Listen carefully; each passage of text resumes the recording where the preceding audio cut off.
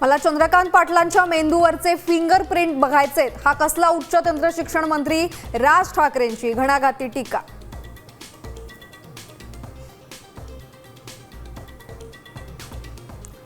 राष्ट्रीय सुरक्षा सल्लागार अजित डोवाल यांना लोकमान्य टिळक राष्ट्रीय पुरस्कार प्रदान. अमित शहांच्या पुणे दौऱ्याविरोधात काँग्रेस आणि वंचितची निदर्शनं तर भाजपचं काँग्रेस भवन समोर आंदोलन.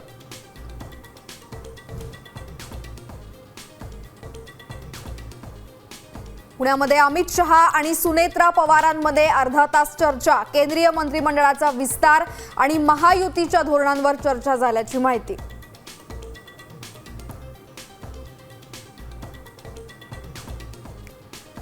जंतर मंतरवर जे झालं ते देशांनी जगांनी पाहिलं. मला शिव्या देणाऱ्या मुलांना माफ करायचंय. मोदींचा नवा व्हिडिओ. तो फक्त रीलवरच माफ करणार की गुन्हे पण मागे घेणार? दीपकेंचा खोचक सवाल.